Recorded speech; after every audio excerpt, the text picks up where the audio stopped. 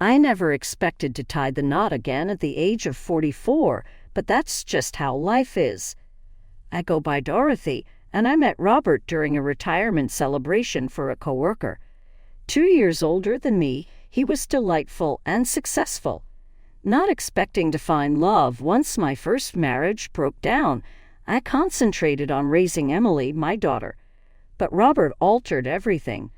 We ate right away and had the same dry sense of humor and appreciation of peaceful afternoons at home. We both carried baggage, me with Emily and him with Jessica. At 22, Emily was already seriously seeing her boyfriend, Mark. Living on her own, Jessica was around the same age and employed by a marketing company in downtown. Wanting to make a good impression, I recall being really anxious about meeting her. That initial meeting ought to have been a warning sign. Spending most of the evening texting on her phone, Jessica hardly looked at me. She merely shrugged and replied, "She's fine, I guess," when Robert asked her later what she thought of me. When we got married, Robert and I agreed to keep things basic. Just a small gathering at City Hall with our closest relatives, no grand event. Afterwards, we celebrated at a little restaurant. Nothing fancy, but it seemed right to me. Emily was there, radiantly happy for me. Claiming she had job responsibilities, Jessica arrived late and went early. Living in Robert's flat together required some flexibility. Emily visited frequently for supper. She and Robert got along wonderfully. He would provide her job guidance, and they would laugh around as they had known each other always. But Jessica, that was a different narrative. "Hi, Jessica, how's your work coming?" When she arrived, I would have asked. She would say, "Fine," hardly even turning to gaze from her phone. "I made the pasta your dad mentioned, your favorite kind." Not hungry. Every interaction seemed like pulling teeth. I asked about her employment, interests, friends, everything. Nothing came of use. If she bothered to respond at all, her answers would be monosyllables. On one evening on my way to the kitchen, I heard Jessica chatting to Robert in his study.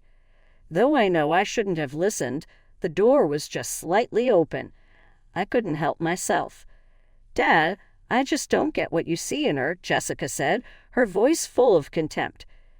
"She is really simple. None like Mom. Have you noticed her wardrobe choices? Total simpleton." I watched for Robert to stand up for me. He merely sighed and said, "Honey, give her some time. She cheers me up." Heart sad, I silently turned away. I had always realized I lacked some sophisticated social skills, and simply an average woman trying to be sincere and friendly. Still, hearing Jessica say hurts more than I could have imagined. One Sunday afternoon, I was cleaning dishes when Emily rushed through the door, almost bouncing with joy. Her eyes gleamed in a way I hadn't seen since she was a small child. Her cheeks flushed. "Mom, Mom," not interested in the soap. She seized my damp hands. Mark suggested. I pulled her into a tight hug after setting down the plate I was holding back into the sink. "Oh, sweetie, share with me everything." Emily told me all about how Mark had driven her to the location of their first date as we sat at the kitchen table. Robert was at work, probably for the best. This was a moment just for us. He got down on one knee. "Mom," Emily exclaimed, displaying the ring to me. "And you know what I thought about right following my yes?" I shook my head, amused by her fervor. "Your wedding gown, the one I used to test on a small scale in childhood. Remember how you would let me walk about in it, even though it was virtually swallowing me whole?" My heart grew swelling. Hoping for exactly this moment, I had kept the outfit meticulously maintained for 25 years. "Sweetie, I still have it. It is in absolutely great shape." Emily widened her eyes. "Really? You would let me wear it?" "Of course. I have been saving it for every one of you throughout these years." "Come on, let's right now go look at it." In my walk-in closet, we spent the next hour gently removing the dress from its preservation box. Emily saw it and her eyes filled with tears. The silk was as creamy white as the day I had first worn it, and the complex beading still gleamed. Running her fingertips over the cloth, "Mom, it's even more beautiful than I remembered," she said softly. "And you mentioned this came from that well-known designer, the one who passed away recently last year."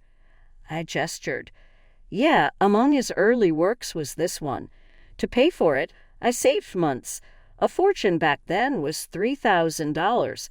A few days later, I came into Emily's post while perusing my social media account. As always, my daughter had a taste for the theatrical. This announcement was no exception.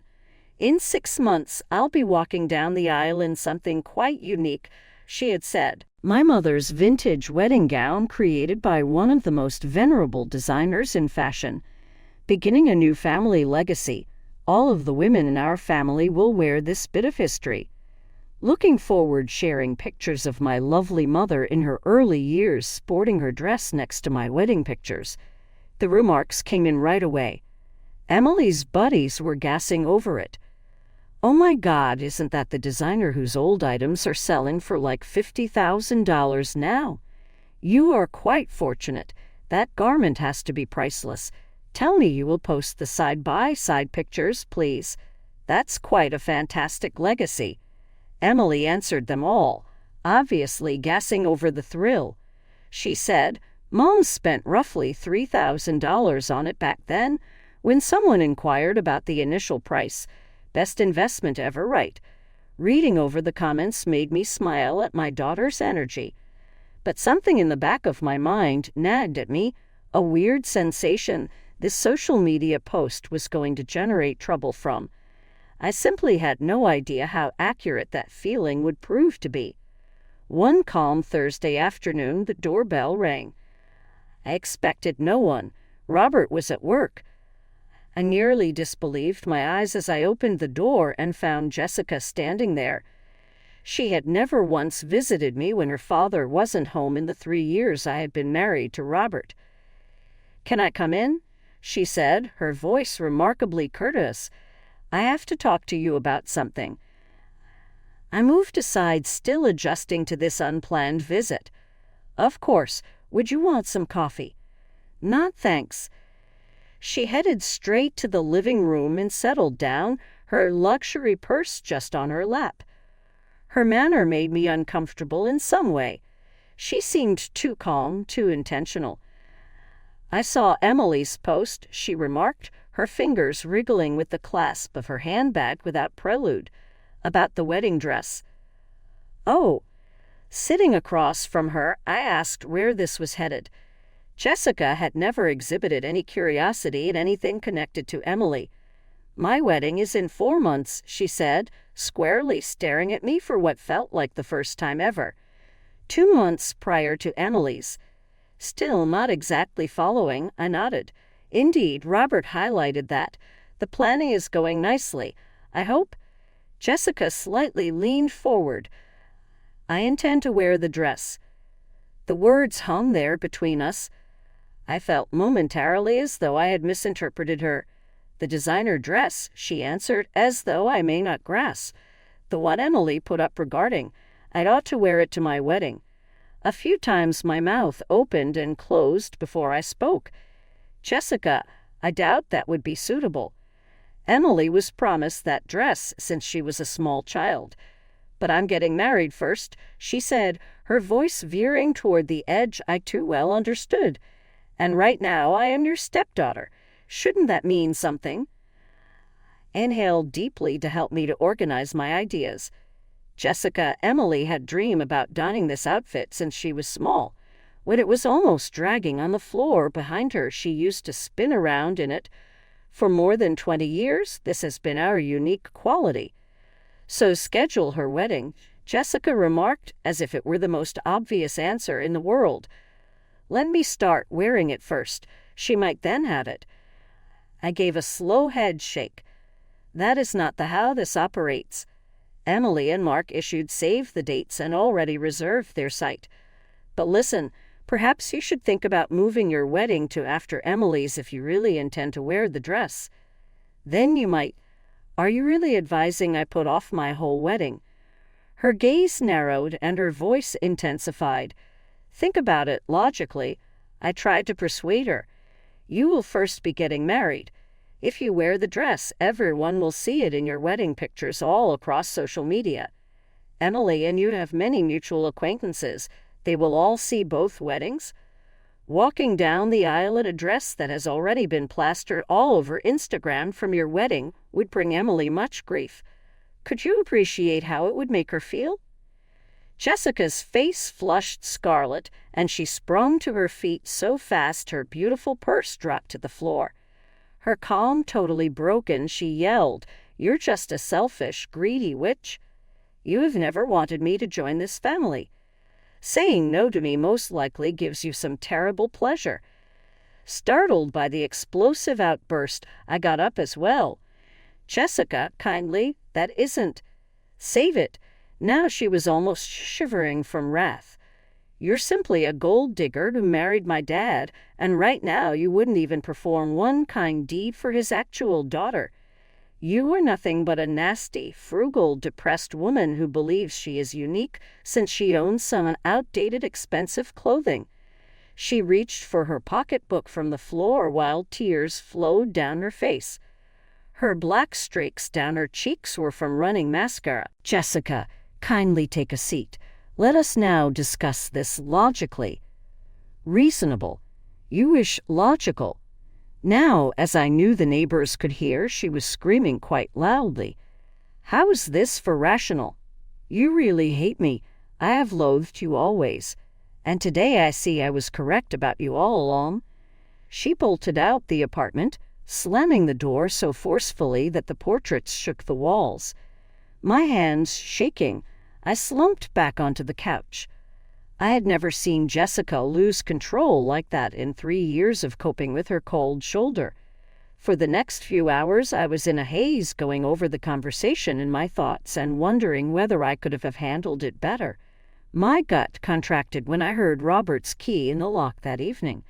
I sensed what was about to happen. He skipped even removing his coat.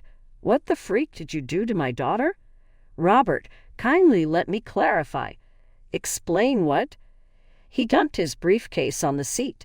"How could you cause my little daughter to wither? How could you not do one basic act for her?" I drew in a long breath. "You know this, it's not easy. Emily has been promised that garment since she was a small child. For 25 years, this has been our particular thing. Jessica is your family today, too." Robert's voice awakened. "At least she ought to be. Her name is Dorothy, my daughter, and you treat her as though she were nothing. That's not equitable." Tears were prickling at my eyes. "I have worked really hard with Jessica.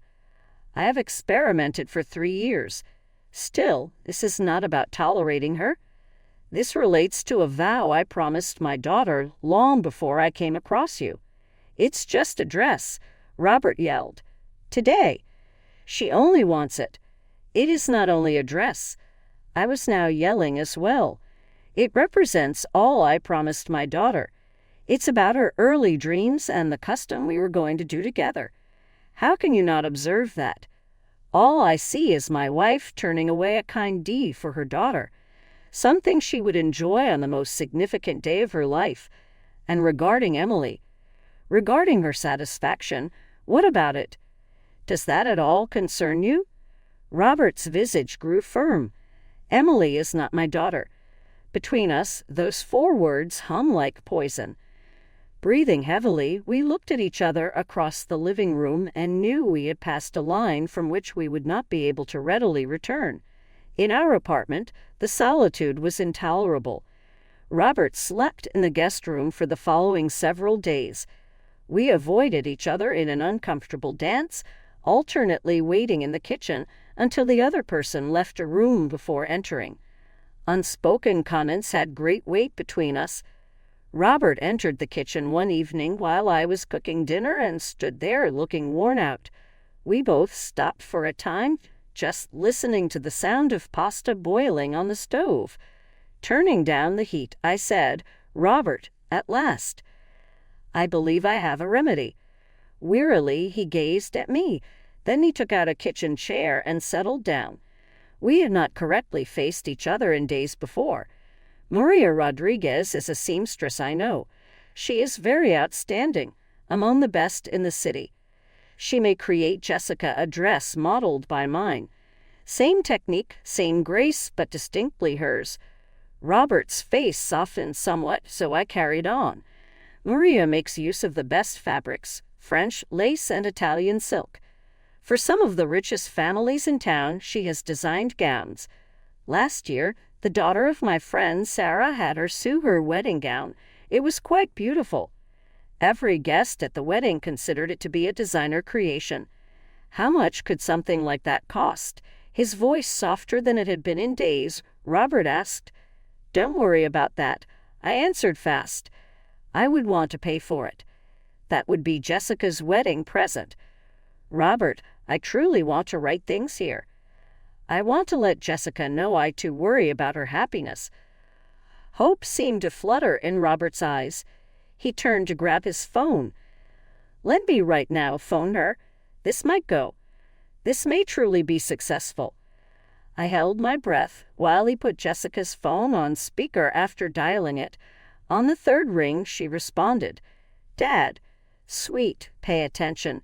Dorothy has a really brilliant idea. One amazing seamstress could create you a dress exactly like. Are you mocking me? Jessica's words sliced like a knife across the kitchen. A knockoff. You want me to wear some inexpensive imitation outfit created by some haphazard local seamstress. Jessica, she's really quite well. I made an attempt to interrupt.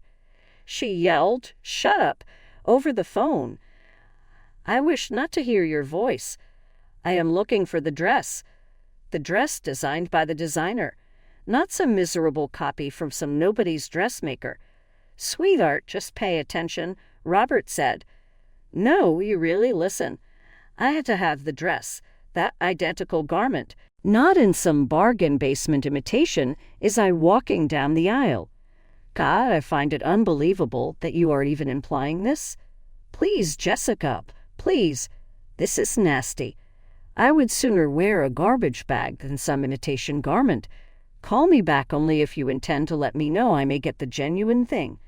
The call stopped suddenly, Robert and I sitting at our kitchen table in shocked silence, though neither of us moved to turn off the boiling spaghetti on the stove.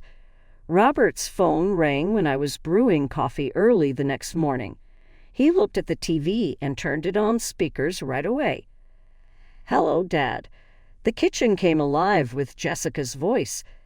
She sounded almost calculated, less than yesterday. I have been considering the whole matter. Robert shot me a hopeful glance. Indeed. What is on your mind, sweetheart? Well, since your wife is acting rather stubborn about the dress, she avoided using my name as I observed. I came upon still another fix. I came upon this really fantastic designer clothing.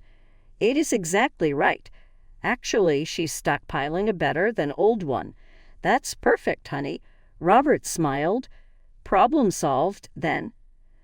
Very nearly. It's 20,000. I almost knocked over my coffee mug. You could simply give me the money since she won't be giving me the dress. Only fair, then. Expecting Robert to brush it aside, it focused closely on his face. Rather, he was nodding with consideration. Let me consider it, honey. We could be able to arrange something. I lost it at that point. Are you out of your mind? I went off. 20,000. With his palm, Robert covered the phone. Dorothy, kindly. No, you would kindly. Now I was shivering with rage. You are already paying for her whole wedding.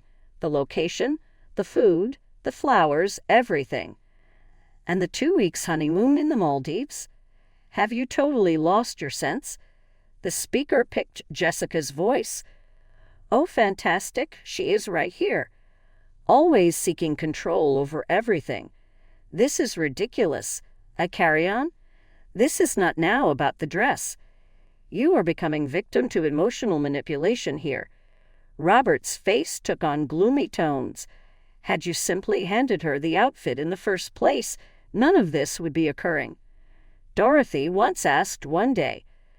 She wanted one darn day, that is all. Oh, so I am at fault here. Your daughter demands $20,000 and starts a tantrum, but strangely I am the irrational one. Indeed, it is your fault. Now he was yelling as well. It is you who began all of this. It is you who failed one modest sacrifice for the happiness of my daughter. Minor sacrifice.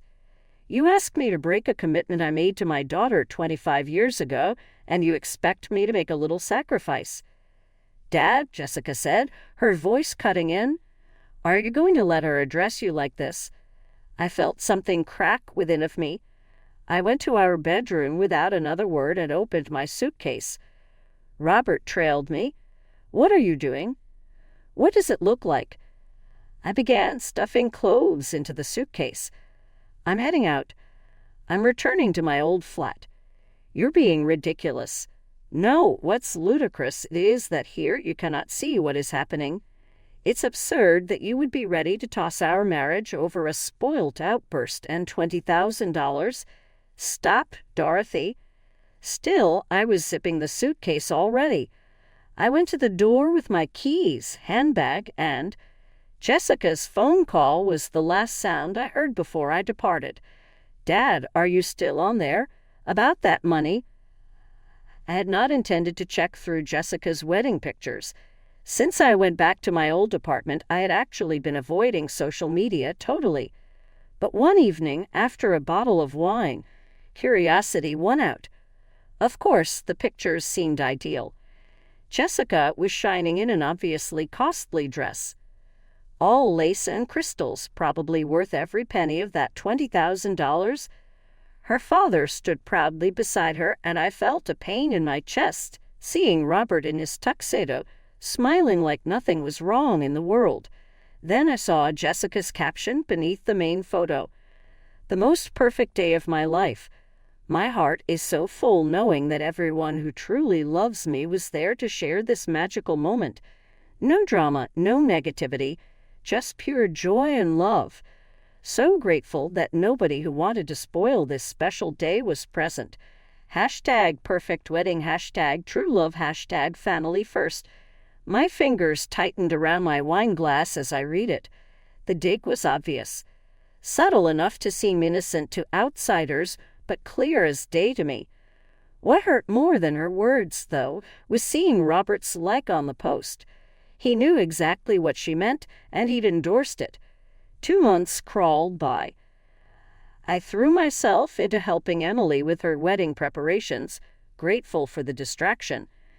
She had sent Robert an invitation, complete with a handwritten note telling him how much his presence would mean to her. He never responded. The morning of Emily's wedding dawned bright and clear. As I helped her into my dress, our dress, I couldn't hold back my tears. "Mom, don't cry," Emily laughed, though her eyes were wet too. "You'll ruin your makeup." "Happy tears, baby," I assured her, adjusting the vintage lace around her shoulders. "Just happy tears." The dress fit her perfectly, as if it had been made for this moment. The same dress I'd worn 25 years ago. The one she played dress-up in as a little girl. Seeing her in it now, radiant and grown-up, made every bit of drama worth it. "I can't believe I'm finally wearing it for real," she whispered, turning to look in the mirror. "It's even more beautiful than I remembered. The ceremony was everything we dreamed it would be." Emily practically floated down the aisle, the vintage silk rustling softly with each step. Mark's face when he saw her, that look of pure love and awe, made my heart soar. I kept glancing at the empty seat where Robert should have been, but I refused to let his absence dim the joy of the day. This was Emily's moment, the fulfillment of a childhood dream, and nothing could spoil that. During the reception, I watched my daughter twirling on the dance floor in my dress, laughing and happy, surrounded by people who truly loved her. No snide comments, no hidden agendas, no drama, just pure, uncomplicated joy. It's been 4 months since Emily's wedding. The seasons have changed, leaves have fallen, and my old apartment feels both familiar and strange. Sometimes I wake up reaching for Robert's side of the bed, only to remember he isn't there. Hasn't been there for months now. Last week, I finally packed away my own wedding photos. The ones from that simple ceremony at City Hall with Robert. They'd been sitting in a drawer since I moved back here, like a question I wasn't ready to answer. As I tucked them into a box, I found myself wondering if he ever thinks about that day, about how happy we were before a wedding dress, of all things, tore us apart. Emily visits often. She and Mark are settling into married life beautifully, and seeing her happiness helps confirm that I made the right choice. Yesterday, over coffee, she asked if I regretted not giving Jessica the dress. No, I told her honestly. Some promises need to be kept, no matter the cost. She squeezed my hand and said, "I'm sorry it cost you your marriage, Mom." But was it the dress that ended things, or did it just expose cracks that were already there? Robert and I haven't spoken since Emily's wedding. No calls, no texts, not even through lawyers. Just silence. He hasn't made a single attempt to reach out, to try to understand my side of things, to find a way forward together. Sometimes when I'm alone at night, I imagine him picking up the phone, finally ready to talk. I picture us working through this, finding our way back to each other. After all, we did love each other once. Deeply. Genuinely. Part of me still does, but I won't be the one to make that first call. I offered solutions. I tried to compromise. I even offered to pay for a beautiful, custom-made dress for Jessica. Besides, what more could I have done? Some may argue I'm being stubborn, that pride is not worth sacrificing a marriage. This is not about pride, though. It's about defending what is right. Regarding your word-keeping, about helping your kids to understand that their emotions and aspirations count. Now Emily's bridal dress lies in her wardrobe covered in memories and tissue paper. Sometimes I consider how much suffering might have started from something so lovely, designed to represent love and tradition. Then I recall Emily's face wearing it. She shone as she made her way down the aisle, and I am sure I would choose the same thing once more. Perhaps Robert will get that someday. Perhaps one day he will understand that real love is helping each other to uphold values rather than merely caving into demands. Perhaps eventually we will be able to return to the basic pleasure we once enjoyed. I will be here in my old apartment living with choices till then, though. Sometimes acting morally requires following a lonely road, and occasionally love entails knowing when to be firm, even if that means standing alone.